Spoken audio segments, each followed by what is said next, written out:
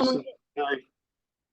Can you hear me okay? Yeah. I'm okay. Thank you. And I can hear you well. So the Good. last part of this particular unit is basically focused on, you're evaluating your own practice. Okay. And whatever we have done in terms of learning outcome 1 to 7, basically there's a bit of a summary or a culmination of that to understand how do you review your own, practice in particular when we plan sessions or when you plan sessions for delivery. And what you'll need to do at the end of it is identify areas in terms of how you would make, what are the areas which are gap areas, how would you improve them? And then some part of it is looking at asking you to essentially draw up a PDP or a personal development plan, and that would be basis the reflection that we have done in terms of how effective is our teaching and learning. Now, some part of this, if what do you call review that we do, evaluating your own practice in terms of teaching and learning, is predominantly done through teaching observations. Sometimes it is done through peer observations. We also look at taking feedback in terms of surveys, questionnaires, even from our learners. And in those cases, when we talk about evaluating our own practice, for planning, delivering, and assessing, and whether my teaching has been inclusive or not, tends to take into account various views from your peers, your colleagues, from learners, and sometimes it is from even external bodies or external organizations. So one such area that you could look at, would be to say look at, let's say when we have inspections from different regulators or bodies from outside, and if there are on certain days of the inspection, teaching observation is done by an Ofsted inspector or somebody who's a representative from that body, they would generally give you a documented feedback for the teaching observation that they've done during that session. And that would also inform and give you feedback in terms of whether your practice in terms of teaching, learning, and delivery is inclusive within the classroom or not.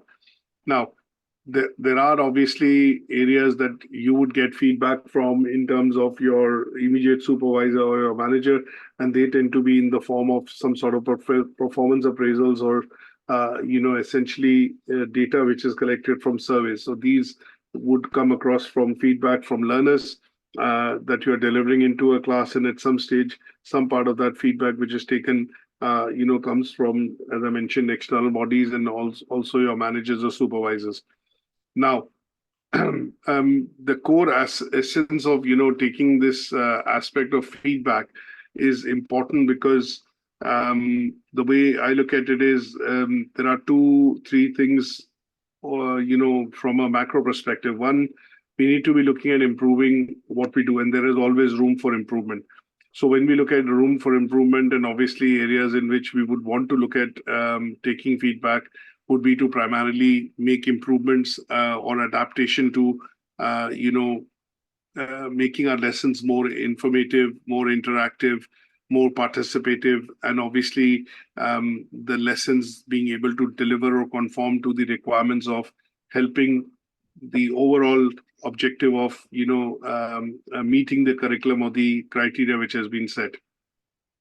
So when we look at the aspect of planning, some part of it, we look at making sure that the planning that we do is inclusive, to ensure that we include all learners from all walks of life, look at their skills, their background, their culture, their aptitude in terms of understanding some of the topics.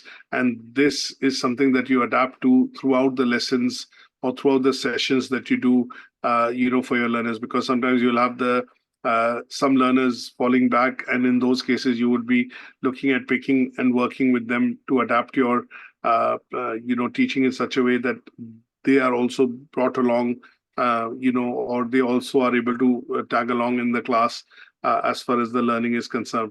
You will also then look at planning side of things from a point of view of making sure that your scheme of work for the unit and the individual lesson planning that you do are within the conforms of a particular unit or a curriculum that you're teaching. Some part of it would also be related to providing good amount of details in terms of what you teach and deliver. So they come in from the planning of resources, whether you look at handouts, activities, group discussions, you say, for example, look at asking them to do a bit of research, but that is also going to ensure that when you teach and when you deliver a particular unit, you include information and resources that would allow learners to develop problem solving, cognitive, and other various skills which would allow them to not just benefit from learning the topic, but also benefit them in terms of growing them individually in terms of getting skills and knowledge from the sessions or lessons that you're conducting. Now, there could be various other aspects that, say, for example, you would need to look at in your planning. For example, if you have a learner with dyslexia or some sort of a disability, then you have to make sure that sometimes you may have to write words or maybe provide substitutes in terms of handouts or pages as printouts so that the learner is familiar with the words that you're speaking in the classroom. So you might not give handouts to everybody, but you might ensure that handouts are given to learners who have specifically a disability like dyslexia, and this would allow them to effectively follow your sessions or your lessons as you are delivering them in the class. Now, this could be, something when I talk about evaluating your own practice, you could evaluate them in detail going across areas of planning. You could do it in terms of delivery. You could also look at doing it in terms of assessing. Now, each of this could be explained in a great amount of detail, and you could look at examples. So if I look at, say, for example, delivery, during delivery of my sessions, I would say ensure that I allow individuals to learn from the outcomes which are set, making sure that the activities that I plan are essentially helping them to learn and learn the outcomes which are required to be achieved at the end of the sessions. In some cases, when I look at planning my delivery, what I'm also looking at is ensuring that some part of the delivery is focused on using digital skills, wherein they are able to watch videos and they are able to obviously look at real world examples and discuss them, and that allows them. Also, in this case, what I would do is, if I look at real world examples, I would include them in the delivery. And what I would want them to do then is to do or take specific actions in order to conform to the knowledge that they are gaining from that watching of the session or that particular video. I may also set activities, and these activities could be bringing learners together in groups, which will allow them to complete tasks, and that would allow them to pick up information from within the group as well, promote teamwork. And this would be important because as it will benefit them, because maybe I have related them to some sort of assessment criteria. These activities at the back of it, I'm relating them to some sort of assessment criteria because that is how I've defined them in the lesson plan. So delivering part of it could be, taken out. You could discuss that as an example and how you do it best, and how does this allow learners to, pick up information and obviously learn from what they are being, taught and delivered in the class. And this is something that you will do throughout your lessons that you do, when you're teaching your learners. Now, you might also look at taking feedback from learners towards the end of the class by allowing learners to, give you feedback that, and you ask some questions, open-ended questions that is that understood or was that okay? What have you learned? And you do a particular activity to cross-check, or a small set of activity with like a quiz to cross-check and check their understanding and knowledge that they've gained from that session, and whether they've been able to, gain that or not. And that would feedback to you in terms of trying to improve your delivery for the next session to ensure that you use different techniques. For example, they could be a combination of visual, audio, kinesthetic, or in some cases, looking at certain aspects of the topics itself. And those topics in those itself would, say, for example, in my case, with certain theoretical topics, I would relate them to case studies. Case studies would allow me to discuss and allow learners, to look at, let's say, going into details when they have to do a bit of research, a bit of group discussion. They have to look at problem-solving skills. They have to look at, areas wherein they need to come up with real-world examples, and that allows learners to also look at getting more involved. Now, it might not mean that sometimes these sessions would happen or complete in one particular class, but they would be going across the class because we pick out a suitable case study which will be discussed for next 2, 3 classes, and that would inform me that the learners are also engaged and obviously learning in the sense that they are actively involved in doing those activities. Now, I could take some sort of feedback from learners at the end of it by serving a survey or a questionnaire, and that would be getting feedback on my planning and delivery to ensure that I'm able to adapt going further to make the sessions or lessons more interesting. I can also give an example of assessing in most cases when obviously at some stage learners would give the evidence or create the evidence and submit the piece of work for final marking. Then in those cases, when you're giving formative feedback or summative feedback, that is essentially the process or the activity of assessing. And in such cases, you would clearly know from the work which has been submitted, the quality of the work, and if it conforms to meeting the assessment criteria, then you could clearly, conclude that yes, your teaching and learning has been effective because the learners have been able to achieve, and learners have been able to achieve in masses, or all the learners have been able to achieve. And if it's a graded qualification, in most cases it tends to be with HE, then achieving higher grades like merits and distinctions shows personal initiative, obviously their ability to research and take and develop on things which have been discussed in the class, and that shows that that shows that learners are able to achieve the learning outcomes that I am delivering in the class, and they are obviously gaining knowledge from the assignments or the activities that I'm setting. Now, that gives me more insight into how learners are developing in terms of across the course and the unit, in terms of how they are progressing. And sometimes these techniques, the techniques that I would normally employ in terms of checking and, let's say, confirming that there is development of knowledge, skills, and obviously the achievement in terms of the unit is by looking at obviously questioning. Sometimes it is quizzes, and sometimes it's open-ended questions that you end up asking learners, which allow them to discuss and provide feedback that this is something that I like, this is something that I enjoyed, this is something that I learned from. And then the process of formative and summative feedback as an ongoing process during the course of your assessment of the activity allows learners, as well as gives you feedback as a teacher to understand whether the learners are feeling comfortable are they comfortable enough to achieve these outcomes? And if they are not, then what are the various set of other activities that you need to plan and adapt in order to ensure that, learners are able to achieve the outcome or, the assignment. So sometimes at the end of it, you also look at areas of improvement. So you've individually looked at your own planning, how you plan, teach, and deliver. Then you look at some stage, what are the areas that you would want to improve on?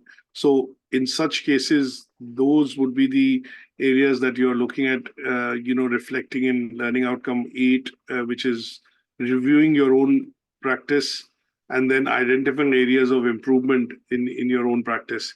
So if I look at moving you on to the slides that I've got for this particular learning outcome, it talks about, be able to evaluate your own practice. So first, what we need to be able to do is let's look at our own practice in terms of what do you do, how do you do it, and what are the things that you do good or best when we look at planning, delivering, and assessing.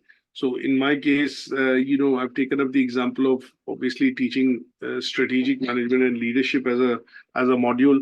And what are the things that I do best when I teach and deliver this? I have looked at, putting it down as an example in the slides to discuss both the assessment criteria, which is to review, and then second part of it is to identify what are the areas that I need to improve on, and that is being developed into what is called a personal development plan.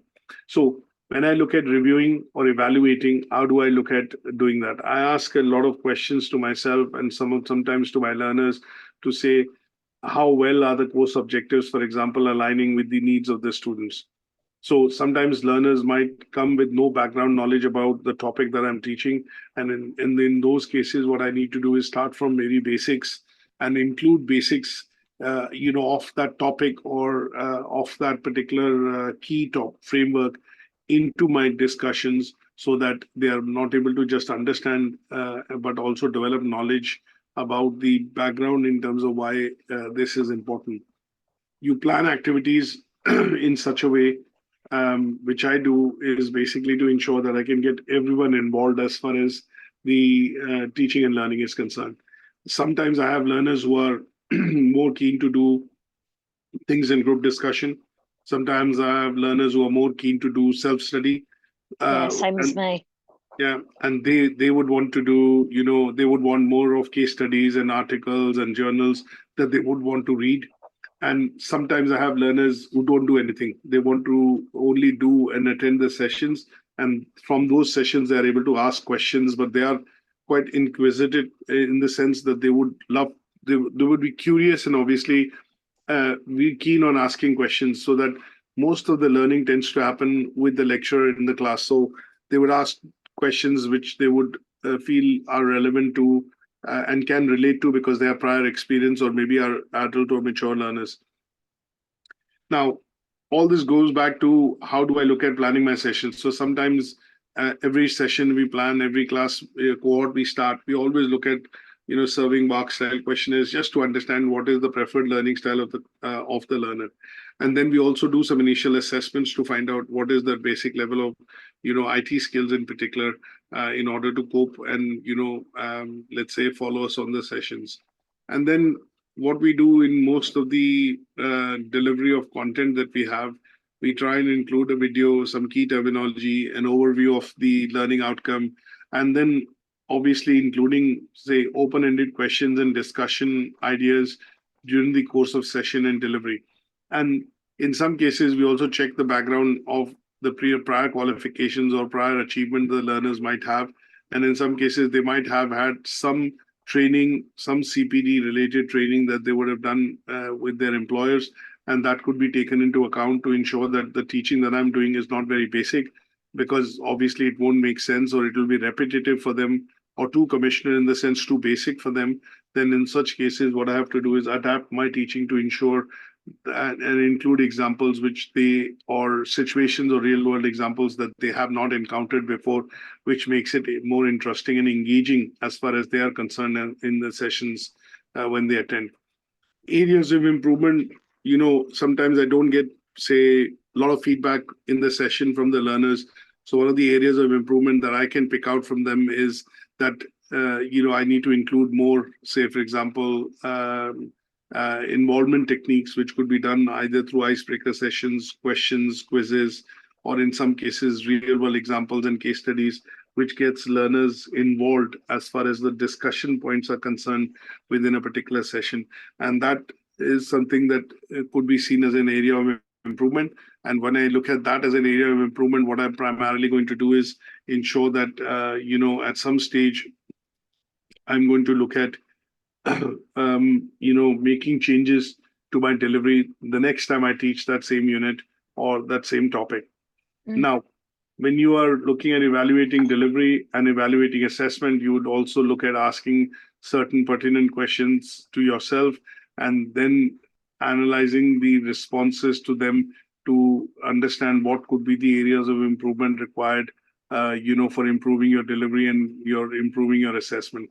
Now, sometimes in terms of improving delivery, what we've been, what sometimes learners do feedback into us is to say, can we include visual elements? Can we include theoretical frameworks? Can we include, videos? Can we include some activities which are visually, presenting the data or discussing the topics?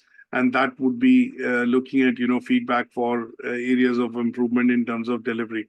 And assessment-wise, it could be more to look at picking up some of the best practices, and that could be done through teaching observations and peer observations which happen, wherein we try and share some of the best practices that we do as teachers, and try and see and develop some of these activities or best practices by following activities with some of our colleagues to when they deliver these sessions. So one of the things that I know that from one of my colleagues that I pick up is that he always ends up doing a quiz towards the end. And these quizzes towards the end of each session actually help you refer to three areas. One could be to look at what is the level of understanding of learners and what they have understood in that particular session. Because if they get full marks or they were able to answer all the questions which are raised, then it goes to show that they've understood the topic and obviously the discussion quite well. The second outcome tends to be when we look at, checking on in terms of the assessment, which would be in the form of some sort of assignment at the end of it. And that would say the learners would be keen on achieving higher grades. And that would be saying that when they submit the assignment, they will say, okay, this is a draft for my assignment. I would love to get some, I like to get some formative feedback on it. And I'm looking at achieving a merit grade for this particular assignment. Now that goes to show that the learner is looking at, achieving a higher grade than pass. The tasks and other bits which have been done, to the best of their knowledge are essentially, requiring feedback. And in those cases, you would obviously give formative feedback. But when it comes to teaching observations and when it comes to standardization meetings, what will happen is the IQA will pick it up. And the IQA would say, okay, whether the feedback was commensurate to helping the learner achieve the merit grade, was the feedback developmental, was the feedback good enough for the learner to be able to rework or amend or evaluate their work and then resubmit for the purposes of achieving even a higher grade than merit, which is distinction. And those would be then the areas of development or improvement, which would be picked up from IQA's feedback to the assessor.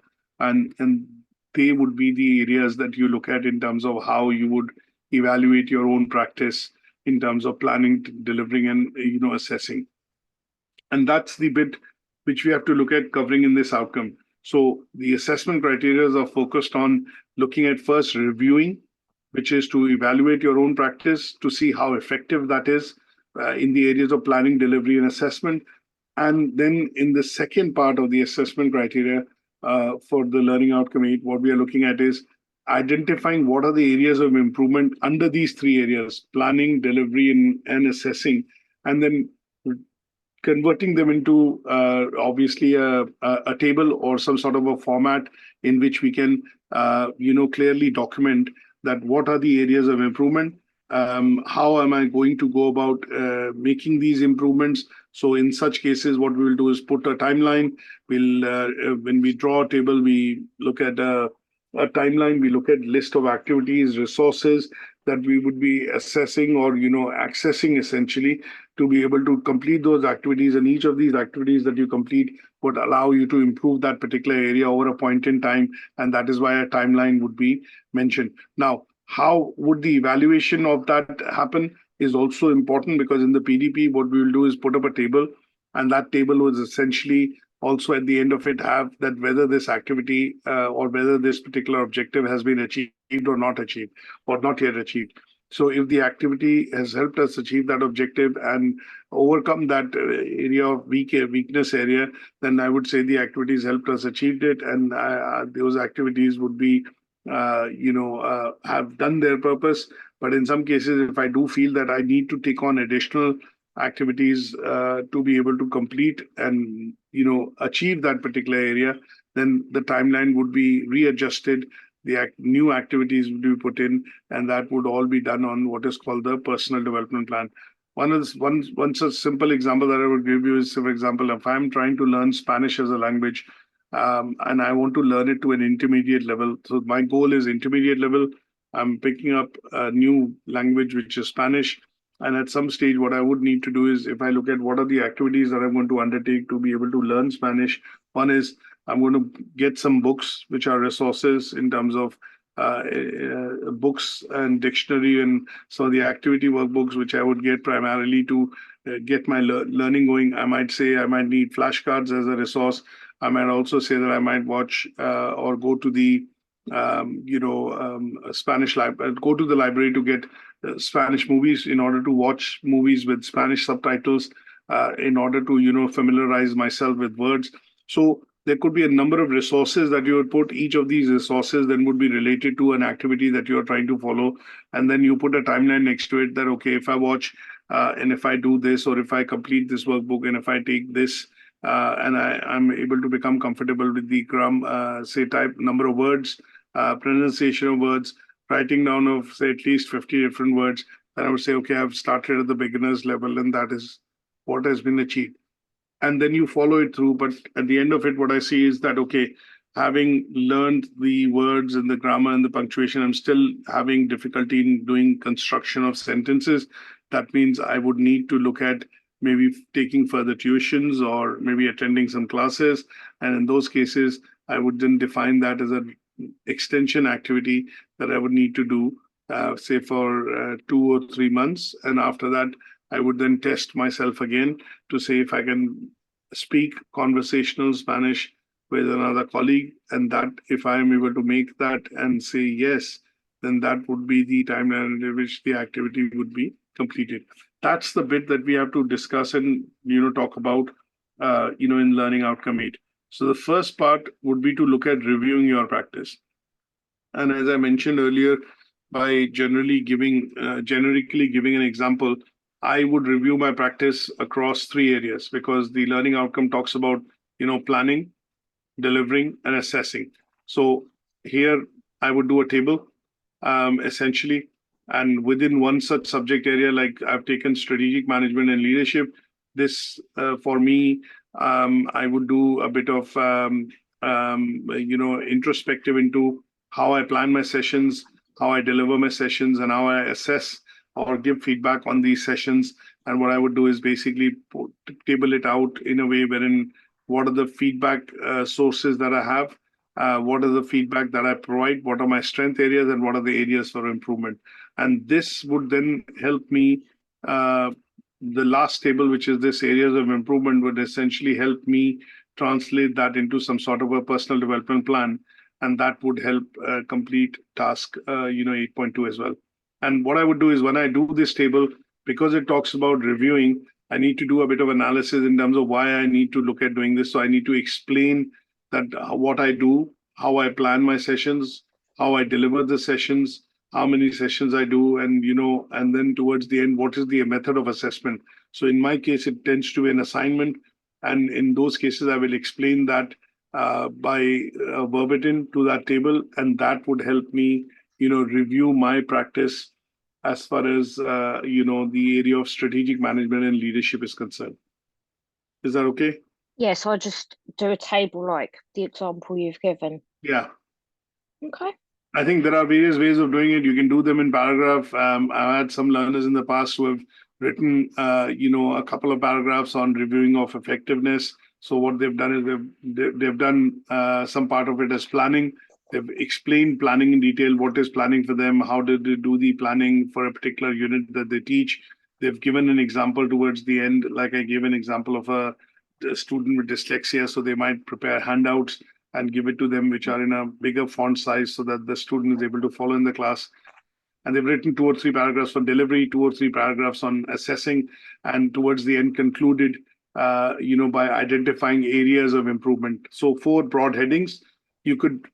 I would suggest that because we are discussing it, I've done it as a table, but you might have to do it as a table, but explain that in a couple of paragraphs to ensure that the review is quite effective in the sense, because it gives detailing about the review of your own practice in terms of planning, delivery, and assessing. Is that okay? Okay. Yep, that makes sense. So whichever way you detail it out, what I would suggest is do it in a way which allows you to, clearly show the review across these 3 areas, but primarily include an example of, okay, what was done for planning. If you follow it up with I think in most cliched cases, we end up picking up as a hypothetical situation and have a learner with dyslexia, because those are the most important, most common, I would say, form of disability sometimes we see students having. Sometimes it's the case of a hearing aid, and sometimes it is dyslexia. So because they are most common, that is why you end up picking them as examples, and that is what you can explain when you do the table, or when you do the paragraphs in terms of explaining planning, delivery, assessing, and areas of improvement. Now, so in my case, what I've done is I've developed that further into a PDP table. And that PDP table, as I mentioned to you, can be taken into any particular format. There is a journal format that I have for PDP, which I can provide. It's a template that we generally end up using, with our staff within the, say, for example, college, and I can provide that particular template to you as well. But Yes, in please. general, it Although would I've be, done one before, so I kind of know the idea of it. yeah, and that could be something that you follow through, whichever format you like, or you have, you would just follow it through with a bit of an example to say that, okay, these are the areas of improvement identified. So these are my personal targets. What is short term and long term? How would I achieve these targets in terms of activities? What are the activities or resources that I would need? How would you look at a review date? And when would you look at a review date? Because if I put it as a short-term target, 1 to 3 months, then what is the review date? So, for example, if I put a target down now, I would review it towards the end of August or end of say September. And if the sufficient progress has not been made, then obviously you would put down further action plan and then put a new date for achieving that particular target. So a couple of them in terms of areas of improvement, they need not be 10, 15, but maybe 2 or 3 areas, which could be one area across planning, one area across assessment, one area across delivery, which I'm sure that all of us have in terms of improvement can be documented, and that would be good enough if you follow that through a particular form of table that you are comfortable with, documenting this in terms of, the areas of improvement. And there could be some areas which are ongoing. There are always areas which are ongoing. For example, in my case, assessment tends to be one of the areas which is always an ongoing area, because sometimes the assessment feedback is quite thin. Sometimes the assessment feedback is quite detailed. So you need to look at, regular sessions of standardization to be able to do consistent feedback across the course or activity, or, the qualification that you teach. And they could be listed out, in terms of ongoing feedback, or areas which you think you have as ongoing improvement areas could be, put down on the table. And then some of the activities that you detail out, because table would be a snapshot or a summary, but you'll have to explain 1 or 2 of these activities that you are putting it out, and that would help you, clearly show that there are areas which are gap areas. These areas are under continuous improvement.